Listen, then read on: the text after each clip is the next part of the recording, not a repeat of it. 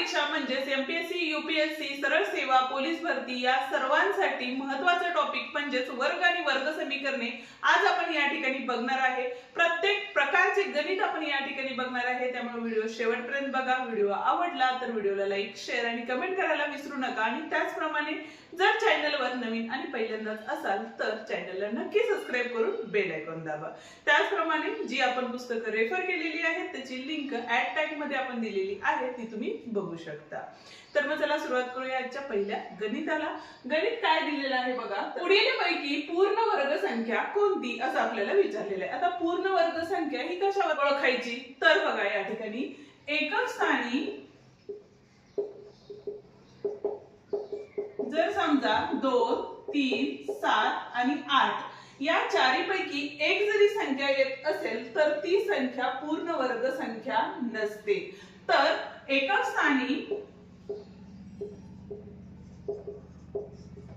काय असायला हवं, 1, 4, 5, 6, 7 आणि 8 तर नाहीये आणि 9 या जर संख्या येत असतील आणि 0 तर असणारच आहे, ठीक आहे। तर या संख्या जर येत असतील तर ती संख्या ही पूर्ण वर्ग संख्या असते, ठीक आहे। आता जर पर्यायांचा विचार केला तर या ठिकाणी प्रश्न काय विचारलेला आहे, पूर्ण वर्ग संख्या कोणती असं विचारलेलं आहे, ठीक आहे। आता एकक स्थानी बघा 1, 4, 5, 6 आणि 9 यापैकी संख्या असणारी कुठली आहे या ठिकाणी बघा, तर या ठिकाणी 4 आहे, म्हणजे पर्याय 2 या ठिकाणी काय आहे, बरोबर आहे, ठीक आहे। 2 असेल तर ती पूर्ण वर्ग संख्या नाहीये, 4 असेल तर ती पूर्ण वर्ग संख्या आहे, 8 असेल तर ती पूर्ण वर्ग संख्या नाही आणि 3 असेल तरी सुद्धा ती पूर्ण वर्ग संख्या नाही। एक ही छोट्या प्रकारची व्याख्या तुम्ही म्हणू शकता। ज्यांच्या एकक स्थानी 2, 3, 7 आणि 8 या संख्या आल्या तर त्या पूर्ण वर्ग संख्या नसतात आणि ज्यांच्या एकक स्थानी जसं की 1, 4, 5, 6 आणि 9 यापैकी कोणतीही एक संख्या येत असेल तर ती संख्या पूर्ण वर्ग संख्या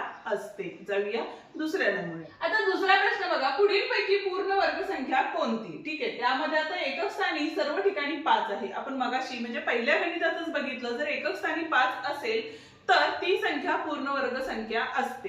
पण हे एवढी माहिती महत्त्वाची आहे का, म्हणजे पुरेशी आहे का, तर नाही।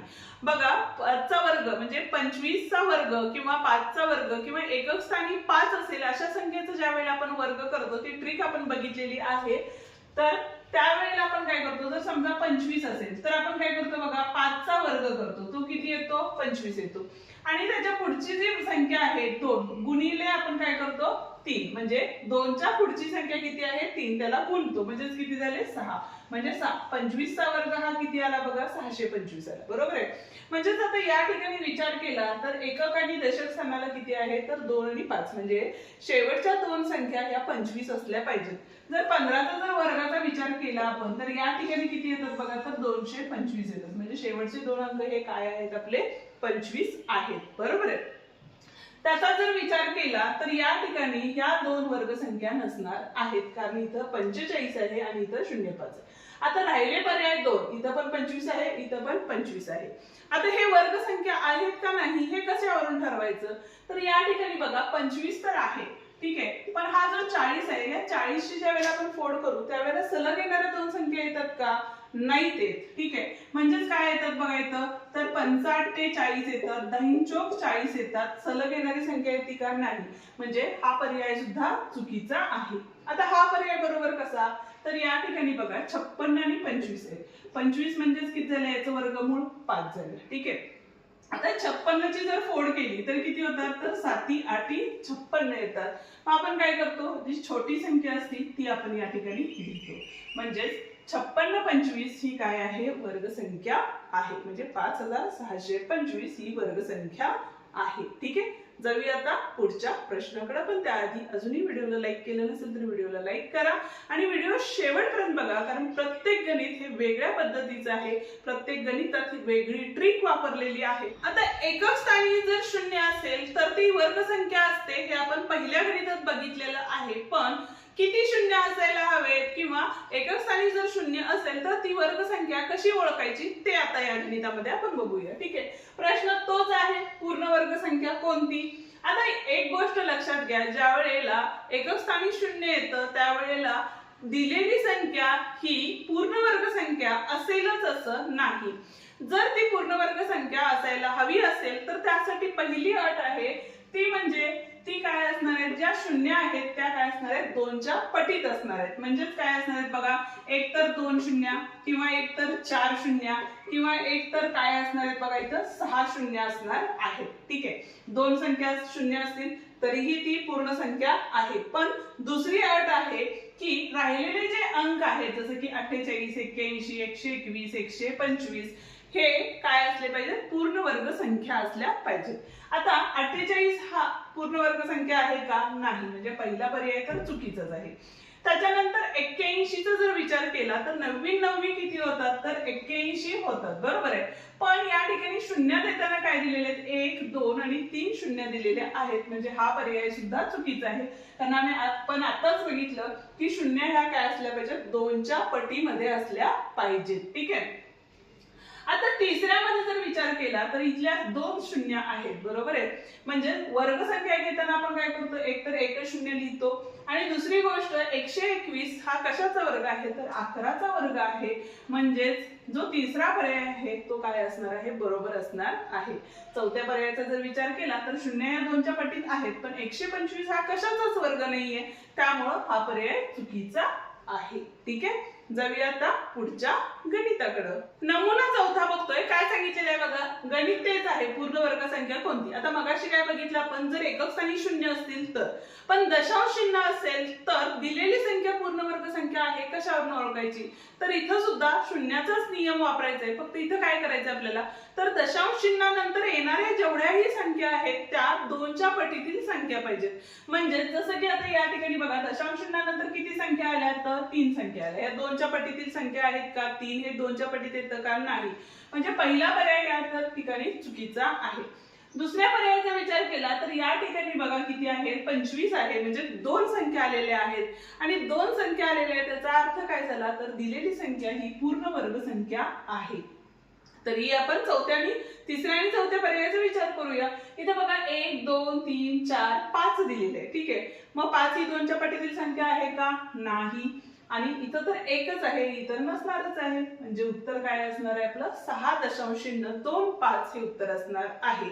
म्हणजे याचे ट्रिक काय आहे, तर दशांश चिन्हानंतर 2च्या पटीतील संख्या यायला पाहिजेत. म्हणजे 2 संख्या असायला हव्यात, कधी 4 असतील कधी 6 असतील, तरच ते काय असणार आहे, पूर्ण वर्ग संख्या असणार आहे. ठीक आहे, जाऊया आता पुढच्या म्हणजेच नमुना 5. आता या ठिकाणी बघा पाचवा नमुना जो दिलेला आहे तो स्टार पद्धतीमध्ये दिलेला आहे आणि याच्यावरून तुम्हाला जर पूर्ण वर्ग संख्या ओळखायची असेल तर ती कशी ओळखायची, तर आपण पहिल्या गणितामध्येच बघितलं होतं, ज्याच्या एकक स्थानी बघा 2, 3, 7 आणि 8 यापैकी एकही अंक जर आला तर ती संख्या पूर्ण वर्ग संख्या नसते. ठीक आहे, तर या ठिकाणी जर बघितला तर 2 आहे त्यामुळे ही पूर्ण वर्ग संख्या आहे का, नाही. इथं 8 आहे त्यामुळे ही सुद्धा नाहीये. इथं 3 आहे त्यामुळे ही सुद्धा नाहीये. एकक स्थानी 6 आलेला आहे त्यामुळे पर्याय क्रमांक 4 या ठिकाणी बरोबर आहे. कारण बघा, तर 5476 हा काय आहे, तर 74चा वर्ग आहे म्हणून. ठीक आहे, म्हणजे त्याचं उत्तर काय आलं, तर 5 स्टार 7 6 हे उत्तर असणार आहे. ठीक आहे, जाऊया आता पुढच्या नमुन्याकडे. पण अजूनही व्हिडिओला लाईक केलं नसेल तर व्हिडिओला लाईक करा आणि इथून पुढची गणित अजून वेगळ्या पद्धतीची आहेत त्यामुळे व्हिडिओ शेवटपर्यंत बघा. आता परीक्षेत हमखास विचारला जाणारा हा प्रश्न आहे, काय आहे बघा या ठिकाणी, तर जर 576 गुणिले 121 बरोबर 69696 तर काय सांगितलेलं आहे, तर वर्गमुळात 69696 बरोबर किती असं आपल्याला विचारलेलं आहे. ठीक आहे, आता या ठिकाणी गुणाकार सुद्धा आपल्याला दिलेला आहे, पण यासाठी एक सूत्र म्हणाल तर या ठिकाणी सूत्र असं लक्षात ठेवू शकता तुम्ही, a वर्ग गुणिले b वर्ग बरोबर a गुणिले b असतं. ठीक आहे, त्याच पद्धतीने आपल्याला वर्गमुळात दिलेली संख्या ही किती आहे बघा, तर 96696 आहे. तर याच्याऐवजी आपण वर्गमुळात काय घेऊ शकतो, तर 576. 576 हा कशाचा वर्ग आहे, तर 24चा वर्ग आहे. आणि 11 हा कशाचा आहे, 121 हा कशाचा वर्ग आहे, तर 11चा वर्ग आहे. ठीक आहे, म्हणजे बाहेर येताना काय येईल बघा, इथला एक 24 येईल आणि इथला एक 11 येईल, कारण वर्ग आणि वर्गमूळ कॅन्सल होते. किंवा सूत्र म्हटलं तर a गुणिले b म्हणून a गुणिले b या ठिकाणी आपण घेतले. दोघांचा गुणाकार घेतला तर 11 चौक 44, 4 आले, 11 दोन्ही 22, 22 आणि 4 किती होतात तर 26 होतात. म्हणजे 264 पर्याय क्रमांक 2 या ठिकाणी काय आहे बरोबर आहे. ठीक आहे, जाऊया आता पुढच्या प्रश्नाकडे. पुढचा नमुना बघतोय बघा. या ठिकाणी काय सांगितलेलं आहे इथं 144 गुणिले 81 बरोबर किती दिले 11,664 दिलेले. ठीक आहे, तर वर्गमुळात 116.04. आता संख्या हीच आहे, फक्त दशांश चिन्ह दिलेले भागिले वर्गमुळात 0.000144 म्हणजे कुठली संख्या दिलेली आहे ही दिलेली आहे. ठीक आहे, म्हणजे एक बेसिक गोष्ट विचार केली तर बघा तिन्ही चौक किती असतात तर 12 असतात आणि 12ला जर 3 ने भागलं तर उत्तर किती असणार आहे 4 असणार आहे. म्हणजे या दोघांच्या गुणाकारातली एक संख्या या ठिकाणी येणार आहे. त्याच पद्धतीनं या दोघांचा जर भागाकार काढायचा झाला तर आधी आपण काय करूया विदाऊट वर्गमूळ काढून घेऊया. म्हणजे इथं 116.64 भागिले 0.000144 आहे. ठीक आहे, मी तुम्हाला आधी पण सांगितले बघा ज्या वेळेला दशांश चिन्हामध्ये वरच्या साईडला कमी संख्या असतील दशांश चिन्हानंतर आणि खालच्या साईडला जर जास्त असतील त्यावेळेला आपण काय करणार आहे 4 वजा 2 केले तर 2 राहतात. बरोबर आहे, मग अशा वेळेला उत्तर काय आलं आपलं तर 81 आलं. बरोबर, मग शून्य देताना काय करणार आपण शून्य देणार आहे. ठिकाणी ज्या वेळेला वरच्या साईडच्या संख्या जास्त असतात आणि खालच्या साईडच्या संख्या कमी असतात त्यावेळेला आपण दशांश चिन्ह देतो तेवढ्या संख्येनंतर. हा व्हिडिओ ही आहे आपल्या चॅनल वरती डिटेल मध्ये दशांश संख्येचा अपूर्णांक तो एकदा बघून घ्या जेणेकरून तुम्हाला डिटेल मध्ये तो समजून जाईल. ठीक आहे, म्हणजे उत्तर किती आलं आपलं 81 आलं. ठीक आहे, आता आपल्याला काय करायचंय हे वर्गमुळात घेतलं तर उत्तरात काय असणार आहे 81. मगाशी सांगितलं 2 शून्य असतील तर त्याच्याऐवजी आपण 1 शून्य लिहू शकतो आणि 81 हे कशाचा वर्ग आहे तर 9 चा वर्ग आहे. म्हणजे उत्तर हे आपलं काय असणार आहे 90 हे उत्तर असणार आहे. म्हणजे पर्याय क्रमांक 4 या ठिकाणी बरोबर आहे. ठीक आहे, तर पुढचा प्रश्न काय दिलेला आहे बघा या ठिकाणी तर 22.05 गुणिले 0.012 दिलेला आहे. आपण मगाशीच बघितलं की दशांश चिन्हानंतर या समसंख्या असल्या पाहिजेत. म्हणजे 2 4 अशा संख्या असायला हव्यात. इथं 3 आहे तिथं 1च आहे. मग आपण ते पहिला काय करूया बॅलन्स करून घेऊया. बॅलन्स करायचं असेल तर आपल्याला काय करायला लागेल बघा तर 1 दशांश चिन्ह काय गेला इकडे सरकला. म्हणजे 2 दशांश चिन्ह 2 5 झाले. तर आपल्याला गुणाकार केल्यानंतर आपण काय करणार होतो 1 2 3 4 संख्येनंतर देणार होतो दशांश चिन्ह. बरोबर आहे, मग इथं तर 2 संख्या आल्या म्हणजे इथला दशांश चिन्ह 1 संख्या तिकडे सरकू शकतो. म्हणजे 1 दशांश चिन्ह 2 1 आले. आता जे पहिलं गणित आपण सोडवलं होतं बघा त्या पद्धतीचा आपण या ठिकाणी वापर करू शकतो. का तर 2.25 हा कशाचा वर्ग आहे तर 15चा आहे. म्हणजे 1.5 चा वर्ग झाला गुणिले 121 कशाचा वर्ग आहे 11चा आहे. पण 2 संख्येनंतर दशांश चिन्ह म्हणून पाठीमागून एक संख्या या ठिकाणी घेतलेली आहे दशांश चिन्हाला. ठीक आहे, वर्ग आणि वर्गमूळ म्हणजे a वर्ग गुणिले b वर्ग आणि हे वर्गमुळात असेल तर a गुणिले b घेतो. म्हणजे या ठिकाणी 1.5 गुणिले 1.1 आले. आता या ठिकाणी गुणाकार केला तर 11 5 55 11 1 11 आणि 5 16 झाले.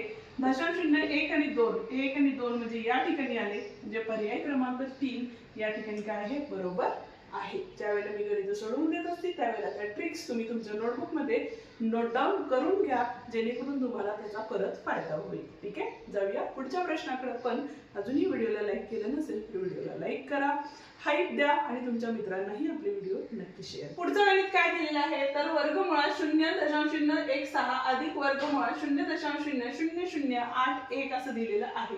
जर हे सोडवलं आपण तर इथं वर्गमूळ पहिलं वर्गमूळ तसंच राहणार आहे.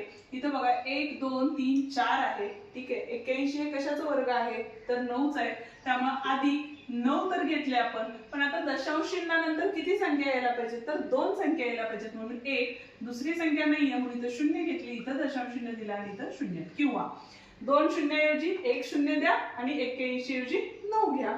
ठीक आहे, पुढे काय येईल बघा आपलं तर वर्गमुळात. आता या ठिकाणी दोघांची बेरीज केली तर 0.16 अधिक 0.009 बेरीज केली तर तुम्हाला जर माहिती नसेल तर या पद्धतीनं बेरीज करतात. दशांश चिन्ह खाली दशांश चिन्ह येतं, इथं आले 5 ह्याच्याला 1 2 0 आणि हे दशांश चिन्ह म्हणजे 0.0 किती आले या ठिकाणी 2 5 आले. ठीक आहे, आता 0.025 हे कशाचा वर्ग आहे तर कशाचा आहे 0.5. 25 चं वर्गमूळ हे किती असतं 5 असतं. म्हणजे उत्तर हे किती असणार आहे पहिलाच पर्याय या ठिकाणी बरोबर असणार आहे. ठीक आहे, पुढचा प्रश्न बघतोय काय सांगितलेलं आहे बघा या ठिकाणी 21 अधिक कर्णी 21 अधिक कर्णी 9 अधिक कर्णी 49 अशा वेळेला काय करायचं आतून गणित सोडवत जायचं म्हणजे काय येणार आहे बघा या ठिकाणी हे कर्णी 21 तर तसेच राहिले अधिक कर्णी 9 पण तसेच राहिले कर्णी 49 म्हणजे वर्गमुळात 49 हा कशाचा आहे तर 7चा आहे म्हणजे इथं किती आले 7 आले ठीक आहे आता आपल्याला काय करायचं या दोघांची बेरीज केली हे 21 तसेच राहिले अधिक 9 आणि 7 किती आले वर्गमुळात 16 आले आता 16 चे वर्गमूळ काढून घ्या म्हणजेच किती आले बघा 21 अधिक 4 आले आता 21 आणि 4 वर्गमुळात किती आले 25 आणि 25 हे कशाचं वर्गमूळ आहे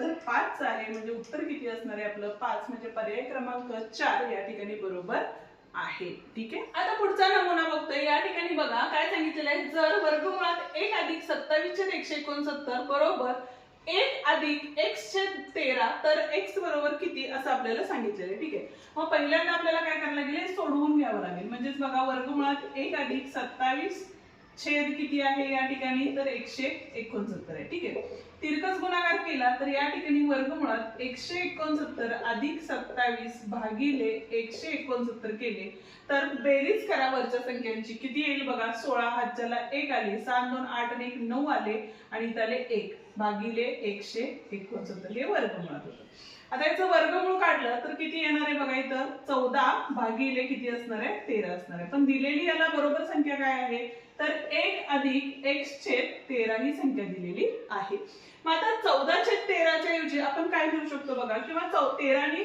भाग घालवला 14ला तर काय येणार आहे 13 × 13 म्हणजे इथं काय आले 1 अधिक 1/13 आले का तर बघा 13 × 13 13 आणि 1 14 14/13 आले आणि बरोबर काय असणार आहे या ठिकाणी 1 अधिक x/13 आलं जर तुलना केली 1 ला 1 13 ला 13 तर x ला किती असणार आहे 1 हे असणार आहे म्हणजे पर्याय क्रमांक 3 या ठिकाणी बरोबर आहे ठीक आहे आजचा व्हिडिओ या ठिकाणी संपतो उद्याच्या भागात याच्या पुढचे नमुने आपण बघणार आहे त्यामुळे व्हिडिओला अजूनही लाईक केलं नसेल तर व्हिडिओला लाईक करा चॅनलला सबस्क्राईब केलं नसेल तर चॅनलला सबस्क्राईब करून बेल आयकॉन सुद्धा दाबा जेणेकरून काय होईल आपल्या नवीन आलेल्या व्हिडिओची नोटिफिकेशन तुम्हाला लवकरात लवकर मिळून जाईल ठीक आहे धन्यवाद